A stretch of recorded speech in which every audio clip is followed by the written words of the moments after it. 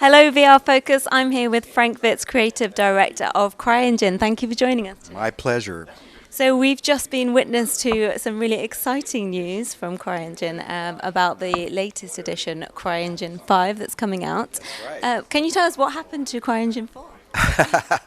Well, we have for me, the numbers are more of a marketing statement. We have, as long as they progressively get larger, we have numbers that we associate specifically with releases, and as long as people can track that, it doesn't matter. So we decided to make the jump to light speed and go to CryEngine 5, and it makes a really strong V statement, about the future of VR.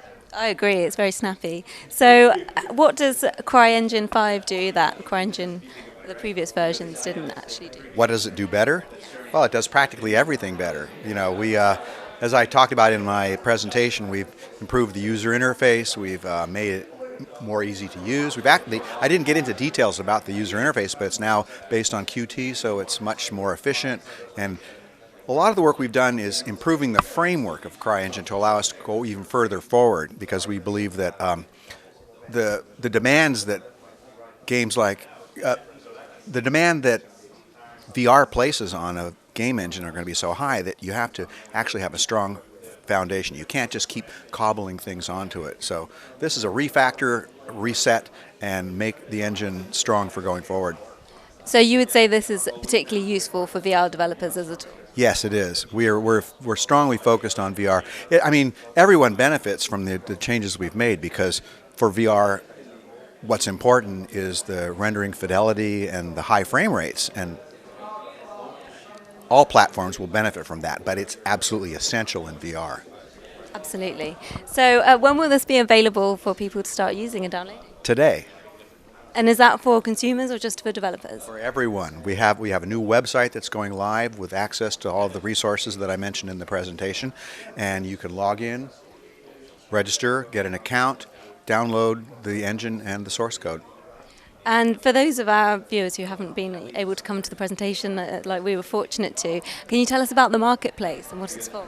Yes, the marketplace is, it's a place for users it's a place for people to gather and have access to the resources that they need to make a game. Like I talked about in my presentation, we realize that now, as the fidelity of games have gotten so much higher, you need to have a lot of content just to create a believable world. And a small team can't create a planet and a city and the cars and everything. So it's an obvious thing to have a place where you can purchase those things. TurboSquid and companies like that have, pioneered that ability in the standard CGI industry, but now we're bringing those assets to the marketplace and making them easily accessible in a form that can be ingested by CryEngine directly. So you mentioned one other thing that I'm really interested in hearing a bit more about, and that's this pay what you want scheme. So could you tell our viewers what that is? It's exactly what it says. It's pay what you want. We've had other engines providing their software basically for free.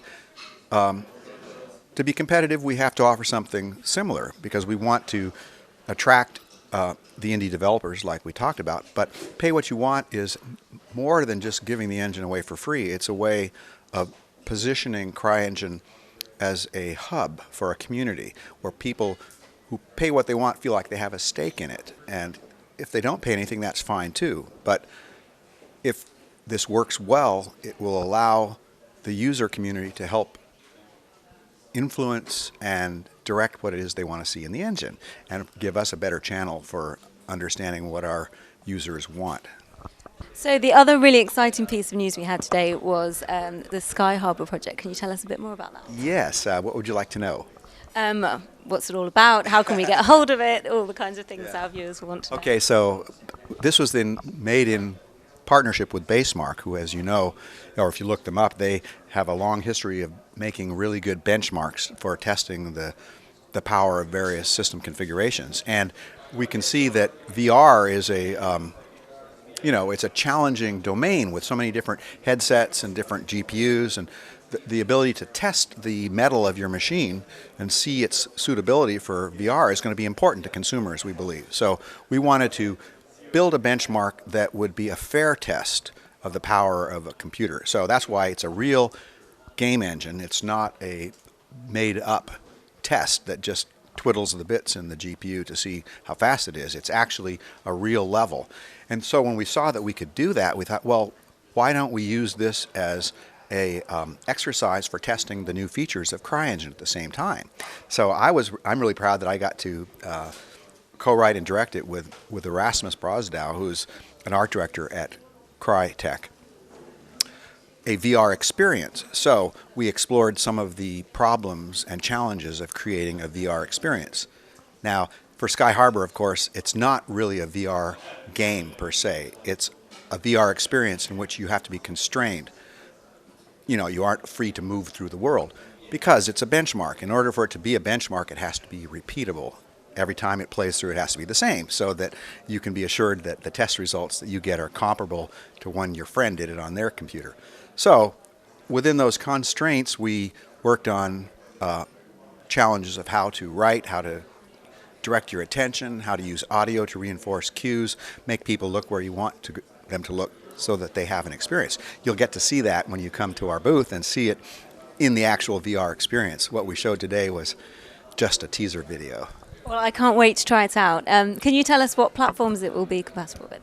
It's currently being released to the hardware manufacturers who will evaluate its applicability for their devices, really. So the list is actually continuing to grow, but currently we support the Oculus Rift and the HTC Vive and OSVR on Sky Harbor. But you could talk to Basemark about more of their plans on that, because we think that, you know,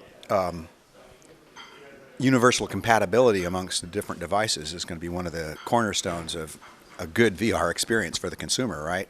Absolutely. Well, it sounds like a great idea, and I know our viewers will be really excited to hear all of this news. So thank you so much for speaking to us today. My pleasure.